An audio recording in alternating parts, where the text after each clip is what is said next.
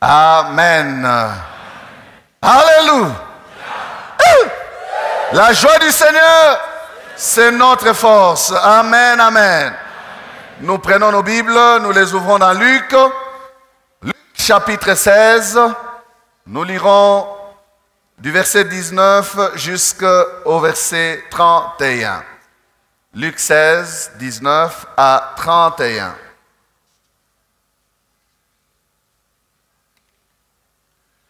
Je lis pour nous tous. Il y avait un homme riche qui était vêtu de pourpre et de fin lin et qui chaque jour menait joyeuse et brillante vie. Un pauvre nommé Lazare était couché à sa porte, couvert d'ulcères et désireux de se rassasier de miettes qui tombaient de la table du riche. Et même les chiens venaient encore lécher ses ulcères.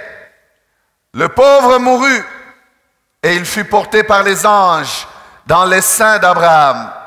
Le riche mourut aussi et il fut enseveli. Dans les séjours des morts, il leva les yeux et tandis qu'il était en proie au tourment, il vit de loin Abraham et Lazare dans son sein. Il s'écria: Père Abraham, aie pitié de moi et envoie Lazare pour qu'il trempe le bout de son doigt dans l'eau et me rafraîchisse la langue, car je souffre cruellement dans cette flamme. Abraham répondit: Mon enfant, souviens-toi que tu as reçu tes biens pendant ta vie et que Lazare a eu les maux pendant la sienne. Maintenant, il est ici consolé et toi, tu souffres. D'ailleurs, il y a entre nous et vous un grand abîme, afin que ceux qui voudraient passer d'ici vers vous ou de là vers nous ne puissent le faire. Les riches disent: Je te prie donc, Père Abraham, d'envoyer Lazare dans la maison de mon père, car j'ai 5 frères. C'est pour qu'il leur atteste ces choses, afin qu'ils ne viennent pas aussi dans ces lieux de tourment. Abraham répondit: Ils ont Moïse et les prophètes, qu'ils les écoutent.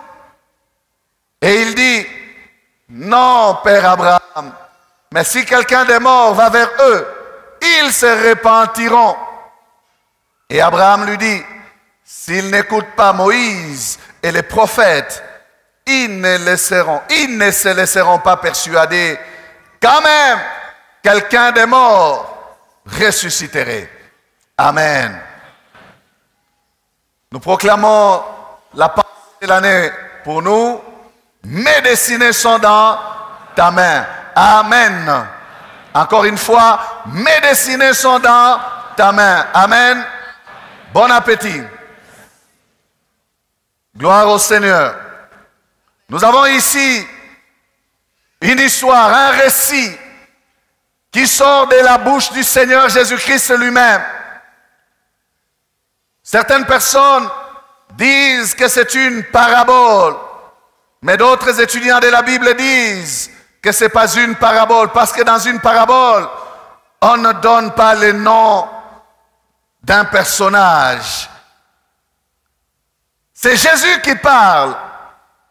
Il parle du pauvre Lazare et du riche inconnu dont le nom n'est pas donné. Lazare est pendant sa vie sur terre un pauvre. Sa vie est misérable. Misérable. On peut dire de Lazare, vous savez, il y a des personnes qui concluent vite. On peut dire que c'est quelqu'un qui a échoué dans la vie. Quelqu'un qui n'a aucune destinée, Lazare.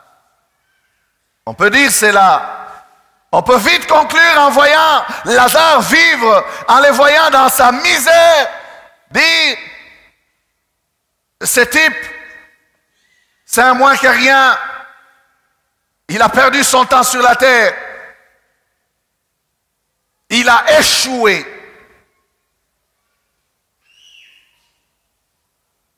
On peut dire de Lazare, mais qu'est-ce qu'il avait fait dans sa jeunesse?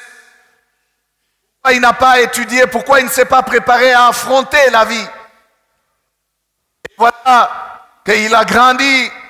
Et voilà qu'il est en train de souffrir dans la misère. On peut regarder Lazare et s'étonner. Toute la misère de cet homme bien-aimé est décrite dans très peu de mots. Il couchait à la porte du riche. Il n'avait pas de domicile fixe. C'était un SDF, un sans domicile fixe. Mais il avait trouvé quand même de fixer son lieu de résidence devant la porte du riche. Et là, il était en proie au froid, à la pluie, à la neige, au soleil, au vent, aux intempéries.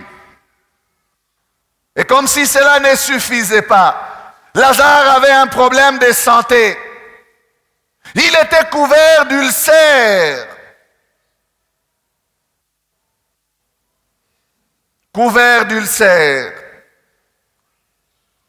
Sans doute la conséquence d'une très mauvaise hygiène de vie. La Bible dit qu'il désirait se rassasier même des miettes qui tombaient à la table du riche. Mais il ne les avait pas, ces miettes-là. Il n'avait que des désirs inassouvis. Des désirs insatisfaits, Lazare. Tellement qu'il est bas, très bas, dans sa condition, dans sa situation. Tellement qu'il est par terre, Lazare. Il désire ce qui tombe à terre. Quelle situation difficile.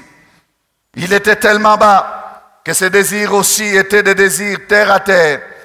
Ramasser des miettes qui tombent de la table du riche. Tellement qu'il est bas, Lazare.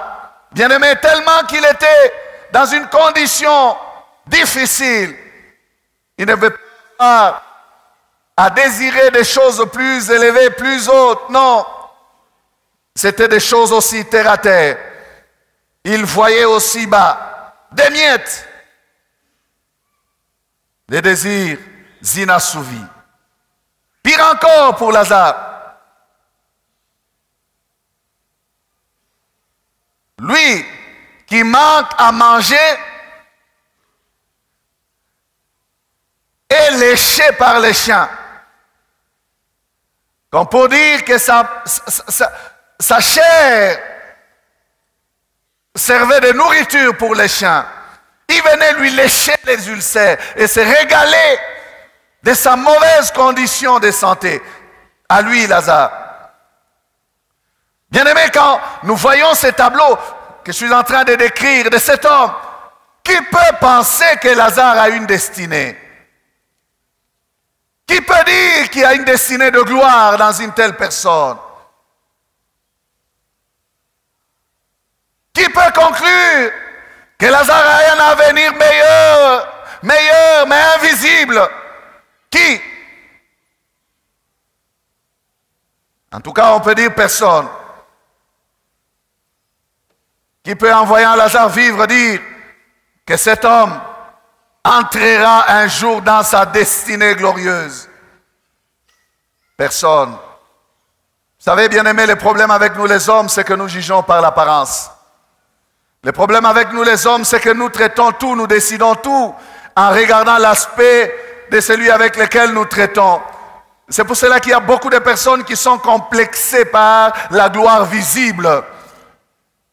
Ils veulent honorer et respecter que ceux qui brillent. Que ceux qui brillent. Et voilà pourquoi les hommes se sont spécialisés dans les apparences. Ils veulent frapper les regards des autres, les impressionner par leur posture. Alors là, ils auront un minimum ou un maximum de respect. On pourra bien les considérer, bien les traiter parce qu'ils se présentent bien. Mais regardez les pauvres Lazare. Bien-aimés, la question que je vous pose est celle-là. Qui peut, en regardant ces messieurs, que les chiens léchés, et c'est quel genre de chiens? Ce ne sont pas les chiens des riches, Ce ne sont pas les chiens de la maison du riche. Ce sont des chiens pauvres, des chiens chégués. Des chiens errants de la cité.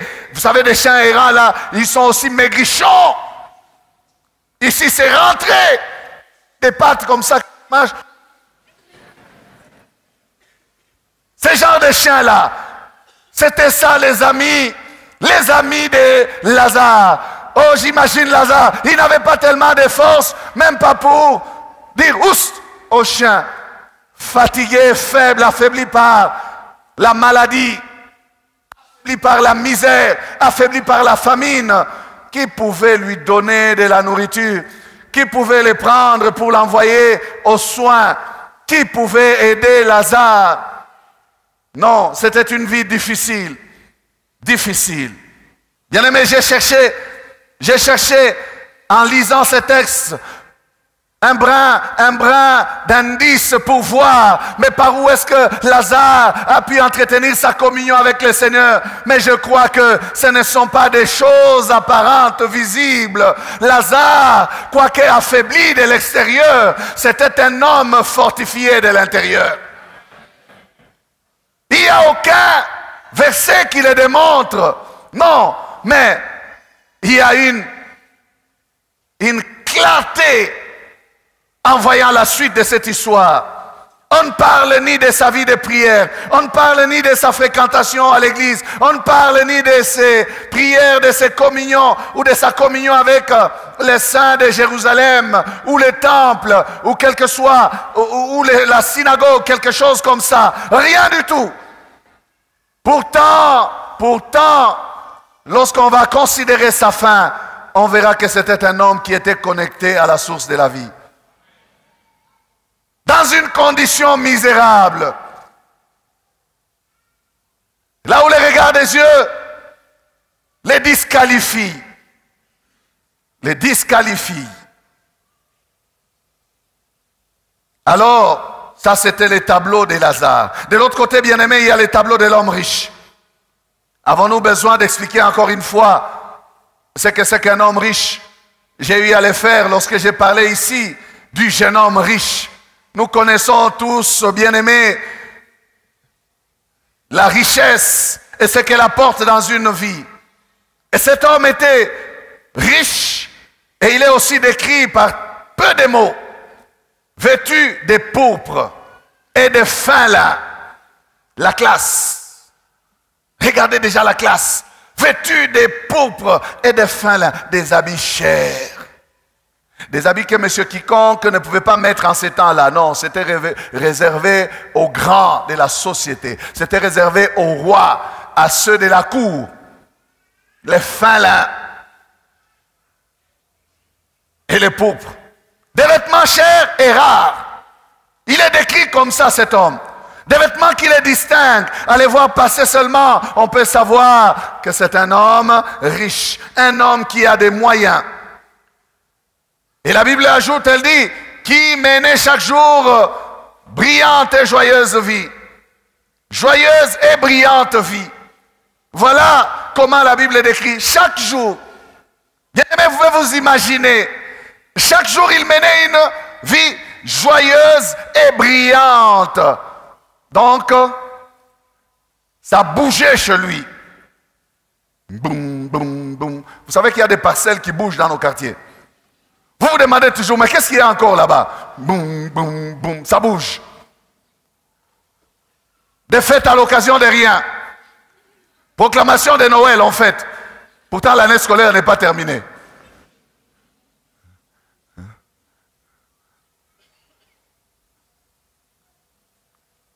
Chaque anniversaire, on doit fêter.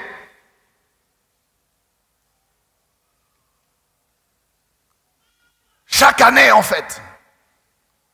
Alors imaginez que les riches ont 6 enfants ou 7 enfants et qu'ils sont éparpillés dans les mois de l'année. Donc en février, anniversaire. Mars, anniversaire. Avril, anniversaire. Juillet, anniversaire. Septembre, anniversaire. Novembre, anniversaire. Il y a des familles comme ça. Chaque anniversaire, en fait, on invite les gens. Et on célèbre. brillante et joyeuse vie.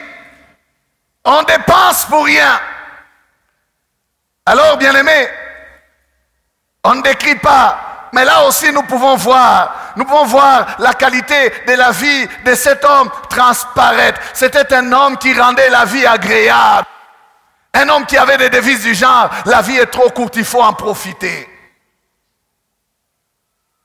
La vie est trop courte, il faut en profiter. Un homme qui avait des devises du genre, mangeons et buvons, car demain, nous mourrons. Ou des devises du genre encore, l'argent m'embête. Je cherche l'occasion des dépenses. Un homme qui avait des devises du genre, on ne vit qu'une fois. Est-ce que tu es là, toi qui as cette devise-là? On ne vit qu'une fois. Alors il avait, bien aimé, toute cette philosophie-là. Mais on ne voit pas aussi dans la vie de cet homme riche aucun souci, ni de Dieu, ni de son prochain, ni de Dieu, ni de son semblable. Cet homme veillait à ce que sa vie à lui soit bien. Sa maison, ses enfants, il ne manquait de rien chez lui pour mener joyeuse et brillante vie, et il ne s'intéressait à personne.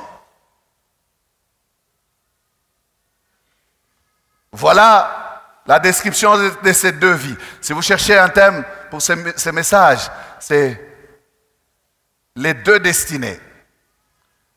Un, il y aura les deux destinées deux. Les deux destinées, un. Voilà, il y a donc deux vies ici.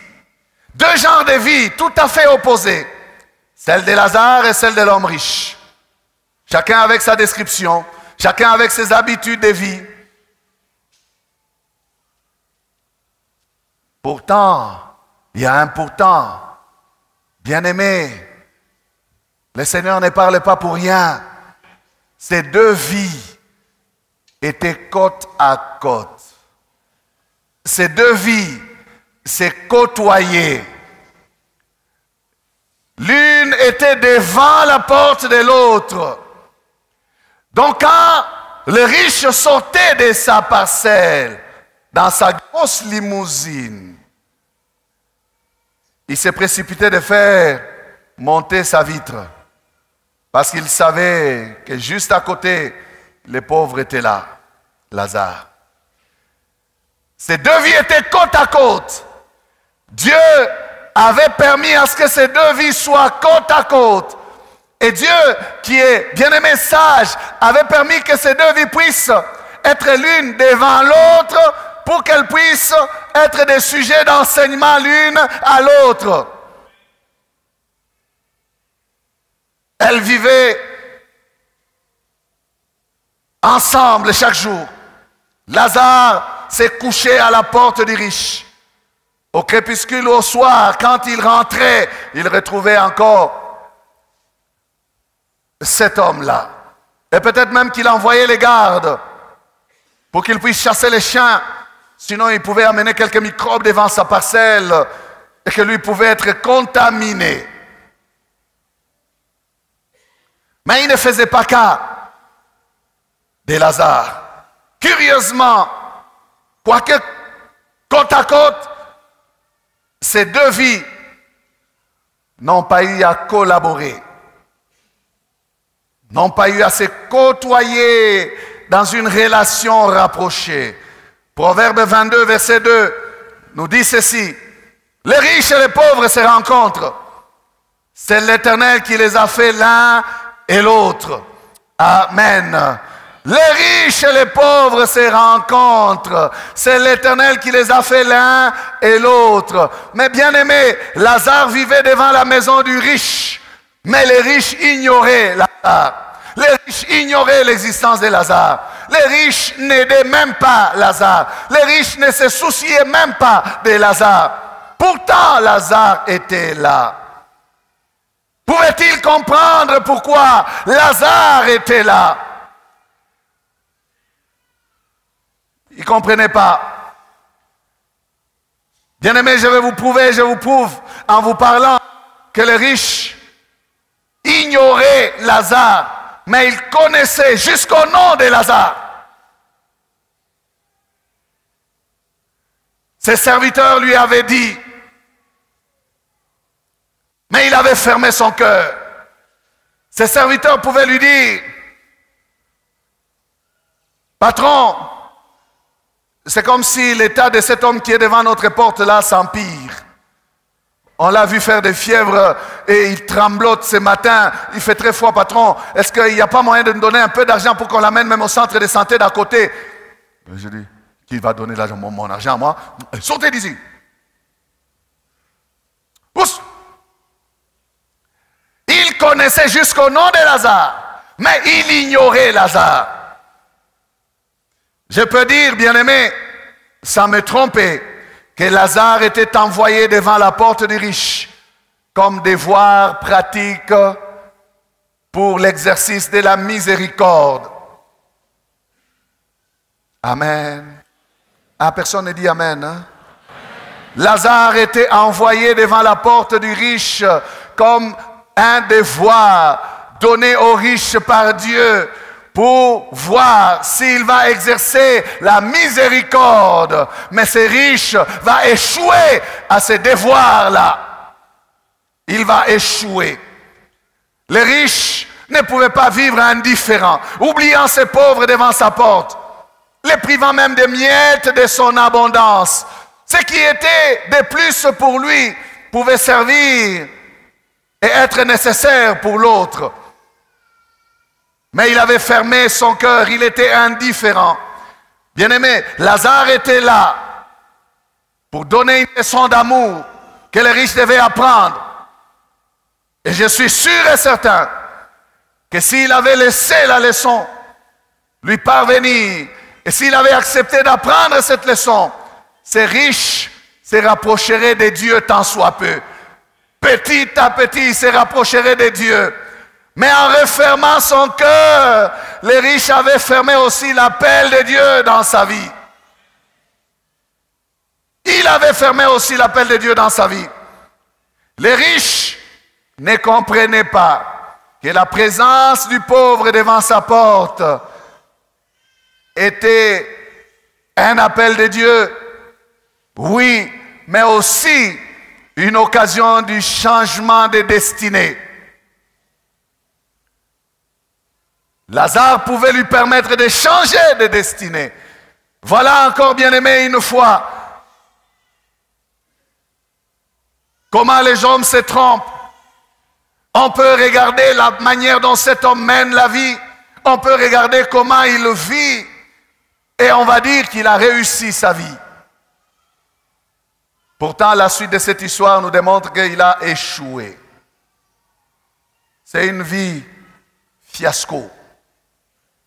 Une vie perdue. Les grands problèmes du riche, c'était son autosuffisance. Il s'autosuffisait à lui-même, jusqu'à en devenir orgueilleux, égoïste, méchant. Vous savez, ça c'est le piège de la richesse. Ça vous donne une assurance. Vous n'avez peur de rien. Vous vous sentez capable d'affronter tout. Parce que vous pensez que avec un peu de billets de banque, vous pouvez tout régler. C'est le danger de la richesse. Bien-aimés, je ne sais pas si vous comprenez. Depuis 3 derniers messages, nous revenons que sur la richesse, la richesse, la richesse. L'argent, la richesse, l'argent. J'aimerais que quelqu'un soit attentif et qu'il saisisse la pensée de Dieu dans ce message de la destinée. Que les richesses ne t'aveuglent pas, mon ami. Que les richesses de la terre ne te séduisent pas jusqu'au point de te rendre autosuffisant. Ces riches ne se souciaient de personne.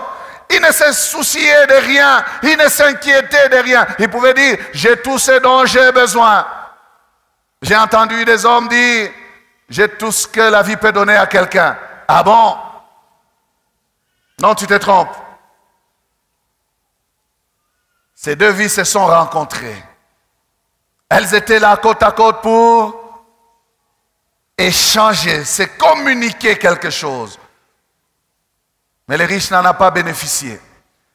Alors un bon matin,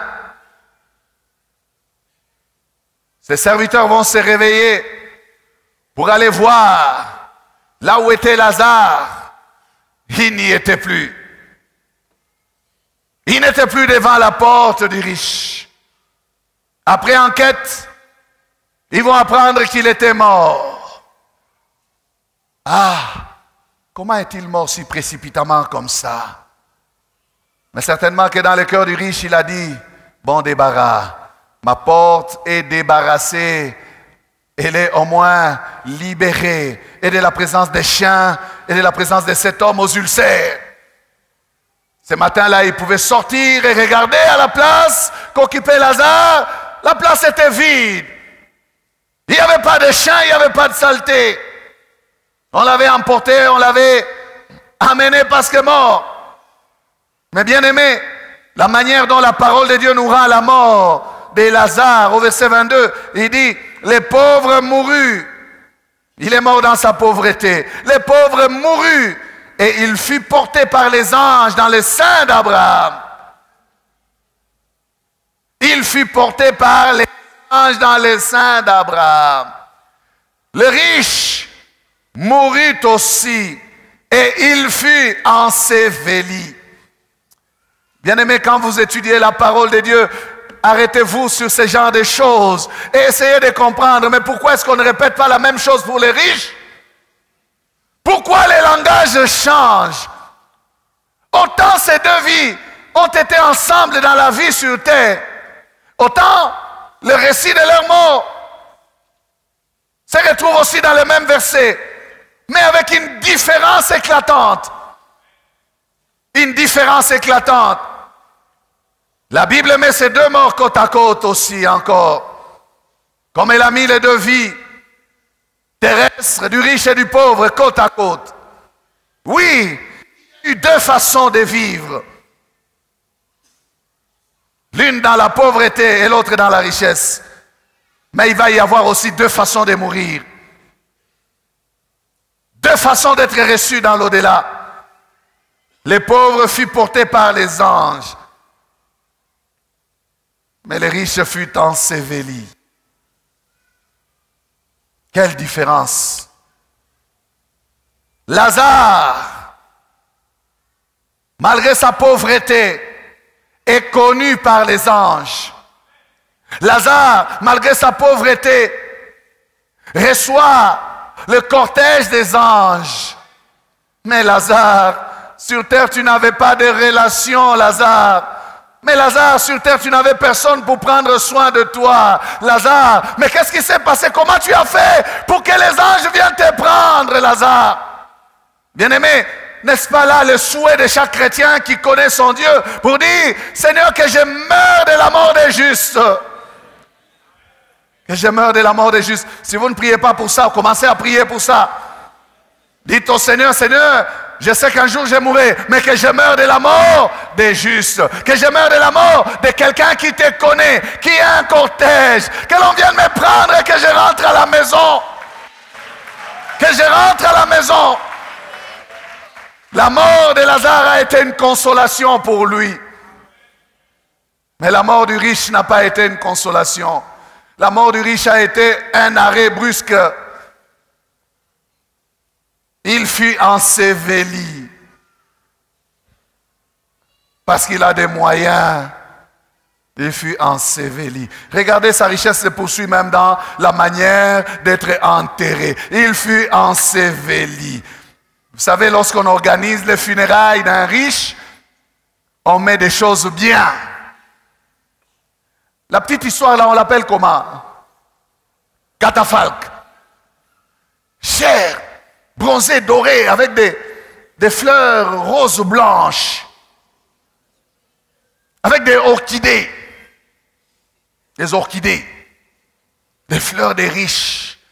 Des orchidées blanches, mauves. On habillé en mauve, en noir. Il fut enseveli. Il y a eu des beaux discours. On s'en fout des discours des hommes. Ah, laissez les discours. Ils viennent là avec leur discours, avec leur bon point. Ils vont rendre hommage à leur ami, l'ami du club. Il était loge. Ils vont venir, ils vont dire l'équipe des entrepreneurs de Chilanapek ou la fête, ceci, on va business ou compagnon d'affaires, on vient les gerbes de fleurs, on vient, on dépose, on va s'incliner, donner un dernier honneur terrestre, mais où il est en train de partir, il va où? Il va où? Vous ne savez pas où il va. Vous l'honorez sur la terre, mais sera-t-il honoré au ciel? Ah, bien-aimé, je ne sais pas si vous sentez ce que je sens. Non pas comme la joie, non, mais une tristesse sur ces gens qui ne sont honorés que par les hommes, mais inconnus de Dieu. Inconnus, jusqu'au point où Dieu ne mentionne même pas le nom. Inconnus.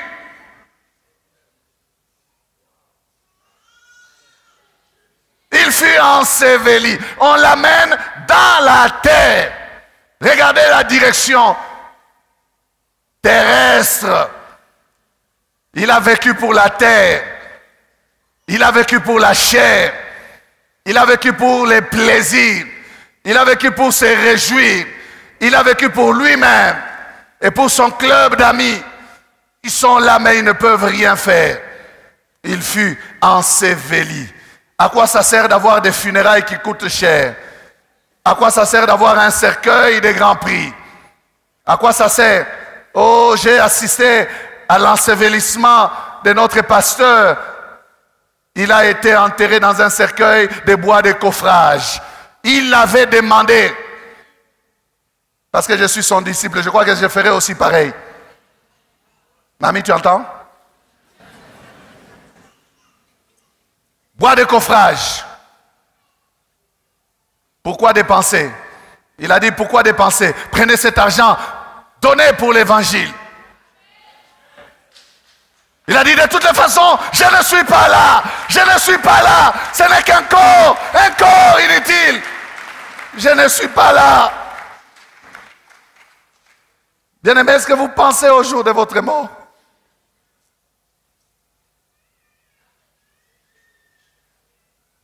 Est-ce que vous pensez à votre âme? Il fut enseveli. Pas de cortège d'anges. On peut inviter les grands orchestres. On peut inviter des hommes. On peut même l'exposer. Parce que nous les voyons maintenant dans notre ville de Lubumbashi. Des notables. On les expose là devant les bâtiments du 30 juin.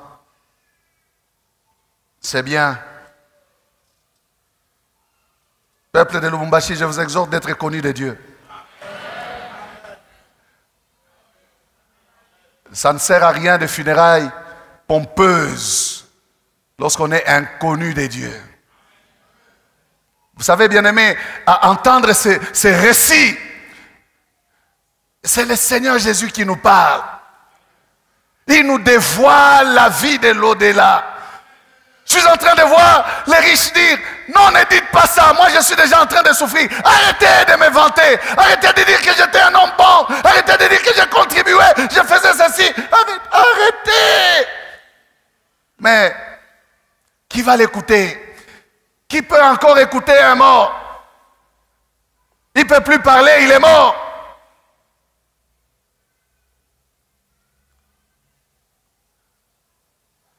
Lazare est pris par les anges, les riches est enseveli. Alors, bien-aimés, non, je ne pense pas que c'est parce que Lazare était pauvre qu'il est allé au paradis. Non. Non. La doctrine biblique ne nous enseigne pas cela. La pauvreté n'est pas la voie d'accès au paradis. N'accepte pas de rester pauvre et de vivre dans la pauvreté parce que après ça tu iras au ciel. Non, c'est parce que je suis en train d'enseigner. Non. Lazare n'est pas allé au paradis parce qu'il était pauvre. Non, pas du tout. J'ai dit sûrement que Lazare avait une communion avec le Seigneur. dans sa vie terrestre. On ne nous dit pas en détail ces choses, je vous l'ai déjà dit. J'ai fouillé pour vérifier, est-ce que Lazare pouvait être sauvé? Un jour, est-ce qu'il a rencontré l'évangile? Non, la Bible a gardé un silence total sur ça. Mais je suis sûr qu'en nous donnant son nom, Dieu le connaissait. Et le nom de Lazare signifie Dieu a secouru. Le monde peut t'abandonner. Les riches peuvent t'ignorer. Les hommes peuvent ne pas t'aider. Les hommes peuvent ne pas intervenir dans ta situation. Mais que tu ne sois pas privé du secours de Dieu.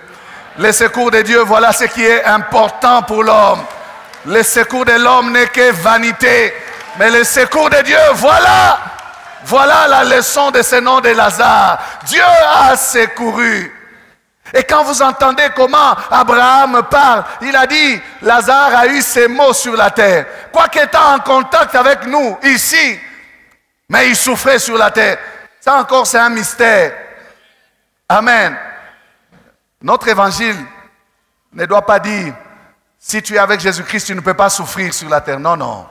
Ce n'est pas l'évangile de Dieu. L'évangile de Christ, c'est que tu peux même souffrir, mais tu es en communion avec Dieu.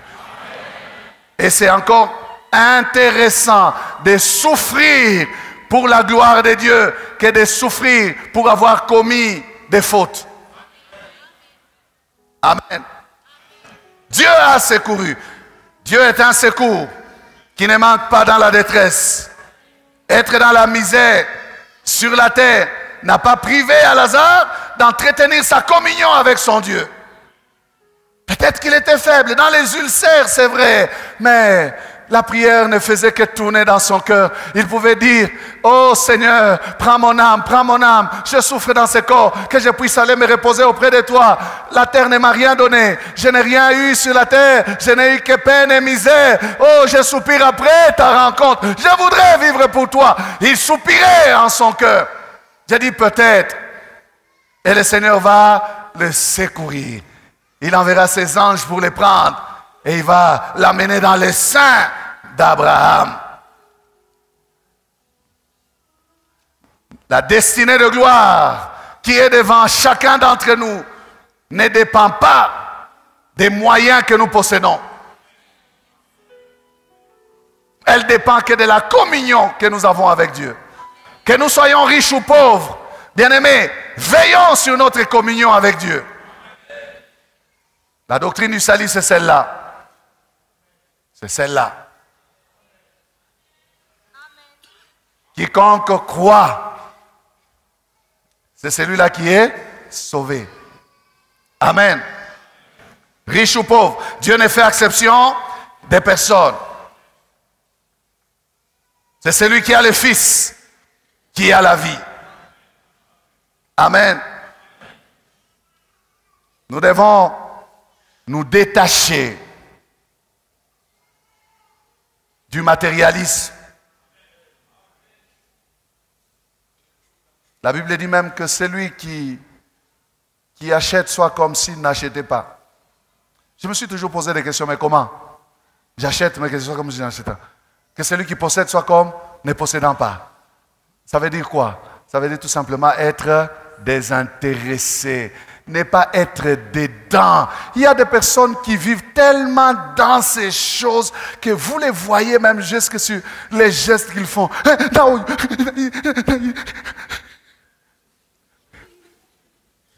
Il est rempli du matériel. Ayez des choses, mais soyez détachés de ça. Votre vie ne dépend pas de vos biens. Notre vie, bien-aimée, notre destinée future dépendent de la communion avec Dieu. C'est vrai que nous avons besoin de toutes ces choses. Nous avons besoin d'argent, nous avons besoin de biens, nous avons besoin de richesses, nous avons besoin d'être à l'aise quelque part, de ne pas trop souffrir. Nous ne voulons pas être dans la précarité. C'est légitime, mais autant, bien-aimés, nous comprenons nos besoins. Autant notre âme devait comprendre son besoin de Dieu. Et c'est la première des choses. Et c'est la priorité de notre vie. Amen. Où passeras-tu l'éternité? Ça devrait être une question qui te poursuit chaque jour, qui te préoccupe chaque jour. Si le Seigneur revenait ce soir, est-ce que tu seras avec lui? Le riche mourut et fut enseveli. Pas d'ange, pas d'accueil, pas d'accès chez Père Abraham. Les mots sont clairs. Très peu de mots, mais tellement clairs. Alors, bien-aimés, disons aussi que le riche n'est pas allé en enfer parce qu'il est tout simplement riche et que sa richesse énervait Dieu. Non, non. Non. Dieu n'a pas la haine des riches. N'a pas la haine des riches. Le match s'est joué durant sa vie terrestre. Le devoir lui a été donné durant sa vie terrestre. Les exercices de miséricorde que Dieu avait placés devant sa porte, il avait échoué à cela. Alors ce n'est pas étonnant qu'il reçoive un 0 au ciel. Parce que les grands professeurs, les maîtres des esprits de toute chair, avaient ses regards sur ces deux vies. Ils regardaient et Lazare dehors et les riches dans la maison. Amen. Il ne se soucia point du devoir d'amour que lui donna Lazare qui était devant sa porte. Il ignorait Lazare, alors Dieu aussi l'ignora. Est-ce que je parle à un riche? En cette fin d'année, aie un cœur qui bat pour les pauvres. Surtout nous qui connaissons la vérité, souvenons-nous des pauvres. Souvenons-nous des veuves et des orphelins. Vous avez un peu plus, souvenez-vous de votre voisin. Vous ferez entrer des sacs, des cartons chez vous. Est-ce que vous voyez les cartons et les sacs entrer chez votre voisin? Rien. Prenez un peu de ce qui entre chez vous. Donnez à gauche et à droite. Le ciel va noter. Amen.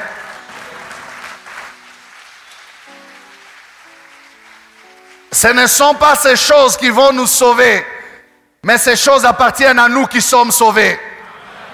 C'est à nous qui sommes sauvés de montrer l'amour de Christ à ceux qui ne le connaissent pas, à ceux qui sont dans le besoin. Amen. Amen. Il ignorait Dieu. Dieu l'a aussi ignoré. Alors regardez, maintenant nous montons au ciel, nous allons dans l'au-delà et nous voyons, bien-aimé, Lazare est tranquille, comme un bébé dans les seins d'Abraham. Bien calme.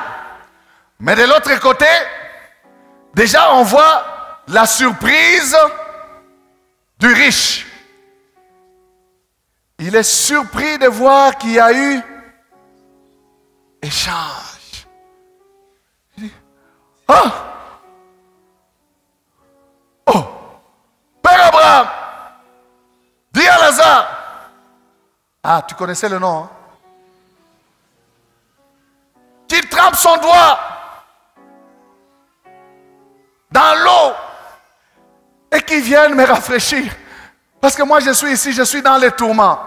L'ange confirme le renversement des choses. Il dit, tu as eu ton temps de plaisir sur la terre. Maintenant ici, toi tu fais quoi? Tu souffres. Lazare a eu son lot de souffrance sur la terre. Maintenant ici, il est quoi? Il est dans le repos aussi, il se repose. Il se réjouit. Il est surpris de la position de Lazare. Et il croit qu'il va se comporter en riche au ciel. En enfer, mais en riche. Il donne des ordres parce qu'il est habitué à commander sur terre. Envoie Lazare. Abraham lui dit, ici nous ne sommes pas sur la terre, petit kebab.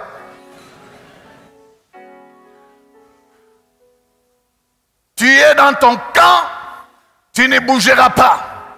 Nous sommes dans ce camp ici, nous ne pouvons pas bouger pour partir d'ici et aller chez vous. Et vous ne pouvez pas bouger de chez vous pour venir chez nous. C'est comme ça. Ah, il avait passé sa vie dans la joie. Et on va le lui rappeler. Tu as eu ta joie sur la terre. Souviens-toi de ta devise. Tu disais, mangeons, buvons, car demain nous mourrons. Maintenant, tu es bien mort. Et tu es dans ta position. Tu avais choisi cette position. Tu y restes. Hein? J'ai oublié une autre devise. La devise des Quinois. Bukamikua tangozana minu. Non, c'est Bukaminu tango moni mikua. Tu vas te casser les dents. Tu finiras par te casser les dents. Arrête. Il avait ses devises. Maintenant c'est trop tard. C'est trop tard. Il va finir par comprendre. Mais il va comprendre trop tard. Il va comprendre en retard. Bien-aimé, qu'il plaise au Seigneur que tu comprennes maintenant. Parce qu'après la mort, ce sera trop tard. Il faut comprendre maintenant. Dis à ton voisin, est-ce que tu comprends maintenant? C'est aujourd'hui le jour du salut. C'est maintenant qu'il faut comprendre ces choses. Il va se réveiller dans les tourments et il comprend. Il dit, Père Abraham, j'ai 5 frères sur la terre. Donc ce sont vraiment des candidats à l'enfer. Parce qu'avec l'héritage qu'ils vont avoir de mes biens là, ils vont exagérer dans mes devises. Je leur avais appris à fêter, je leur avais appris à inviter les orchestres païens. Je leur avais appris la vie. Ah, Père Abraham, s'il te plaît, envoie Lazare. Petit kebab, on n'est pas sur terre ici. Arrête de donner les ordres. Envoie Lazare qu'il aille parler à mes frères. J'en ai 5. Qu'est-ce que cet homme a compris? Il a compris la nécessité d'être évangélisé pendant qu'on est vivant. C'est l'évangile de Jésus. Il est adressé aux vivants. L'évangile de Jésus est adressé aux vivants. Bien-aimé, tu comptes les années, tu dois rencontrer Jésus. Pendant que tu es sur terre, tu dois connaître Jésus. Tu dois le recevoir comme ton Seigneur et ton Sauveur. Tu dois entretenir une relation avec lui. Une relation avec lui. Pas une relation de foule. Non, une relation personnelle. Amen. Dimanche passé, j'ai parlé de cette relation personnelle. Je disais, il faut que chacun d'entre nous ait cette connaissance de son Dieu. L'as-tu rencontré, bien-aimé? C'est pendant que tu es vivant. Amen. C'est pendant que tu es vivant. Cet homme a compris cela en retard. Il dit, avant qu'il ne soit trop tard, avant que mes frères ne viennent ici, il sait même où ils iront. Il connaît. Il dit, si on ne leur parle pas, c'est sans courbure qu'ils vont m'atteindre ici. Des candidats en enfer tout fait. Ils vont venir ici. La compassion qu'il n'a pas eue sur la terre pour Lazare, il va l'avoir en enfer pour ses frères. Mais en retard. En retard. C'est aujourd'hui, c'est maintenant qu'il faut comprendre. Amen. C'est maintenant qu'il nous faut comprendre. Bien-aimés, nous sommes heureux. Nous qui avons fait de Jésus-Christ la priorité de nos vies. Nous sommes heureux, nous qui nuit et jour, nous cherchons à plaire à Christ. Eh bien, il faut lui plaire. Il faut lui obéir, il faut vivre dans sa crainte. Parce qu'il y aura un bon bénéfice. De l'autre côté. Une destinée de gloire nous attend de l'autre côté. Il dit, j'ai 5 frères qui vivent comme moi. S'ils ne changent pas, s'ils n'écoutent pas, que c'est dangereux de venir ici. Ils vont crier, ils vont pleurer, ils vont grincer les dents. La réponse de Père Abraham est, ils ont Moïse et les prophètes, qu'ils les écoutent. Ils ont les serviteurs de Dieu, ils ont les églises. Bien-aimés, Église, nous devons nous fortifier et nous affermir dans notre mission. Ne pas nous fatiguer à crier, à parler. Peu importe les moqueries, peu importe les calomnies et les critiques des autres, nous avons une mission. Est-ce que quelqu'un me comprend? Ne t'étais pas pour ceux de ta famille. Ne te laisse pas intimider par la richesse de ton oncle. Parle-lui. Dis, je ne m'inquiète pas à propos de ta richesse. Je m'inquiète à propos de ton avenir. Où est-ce que tu passeras l'éternité? Bien-aimé, c'est la responsabilité de chaque chrétien de pouvoir parler de Jésus-Christ à celui qui ne le connaît pas. Amen. Ne nous réjouissons pas de notre salut égoïstement. Et nous regardons les autres, nous les traitons des candidats à l'enfer. Vous irez en enfer, c'est votre problème. Non, c'est notre responsabilité pour ceux de notre génération. Voilà pourquoi nous parlons. Amen. Si vous faites partie de l'équipe de Moïse et des prophètes, ne vous taisez pas. Amen.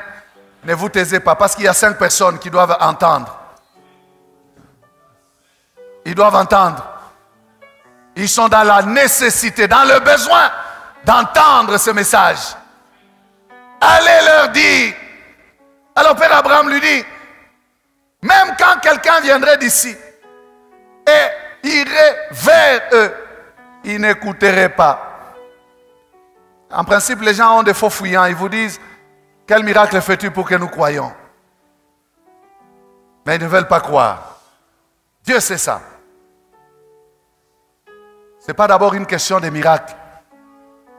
C'est une question de croire, de foi. Et la foi vient de ce qu'on entend, pas de ce qu'on voit. Quand vient la mort, tout est terminé. On ne va plus rien changer. Et ça, même les riches l'ont compris. Pendant qu'ils sont encore vivants, ils doivent comprendre. Sinon, ils viendront ici. Ils viendront me rejoindre. Hébreux 9, 27 dit, et comme il est réservé aux hommes de mourir une seule fois, après quoi vient le jugement. On ne peut rien changer après. Tout est fixé sur la terre. C'est celui que vous avez servi sur la terre que vous croiserez de l'autre côté. Vous avez servi Satan, vous le verrez de l'autre côté, dans les lieux de tourment. Vous avez servi le Seigneur, vous serez aussi avec Père Abraham dans son sein de l'autre côté, dans le paradis. Amen. Il y a eu 2 genres de vie terrestre, 2 destinées terrestres, richesse et pauvreté. Il y a eu 2 façons de mourir, cortège des anges, ensevelissement des hommes, et il y a eu au ciel aussi 2 vies célestes, la joie, la félicité et le repos dans les seins d'Abraham. Mais il y a eu aussi, de l'autre côté, la souffrance dans les lieux de tourment. Bref, 2 destinées. Laquelle vous choisissez? Ou laquelle choisissez-vous ce matin? Baissons la tête. Laquelle choisissez-vous ce matin? Seigneur, aide-nous. Aide-nous, Seigneur, oh Dieu, à te connaître et à te craindre et à mourir en ton temps de la mort des justes. Aide-nous, Seigneur. Merci pour ta parole.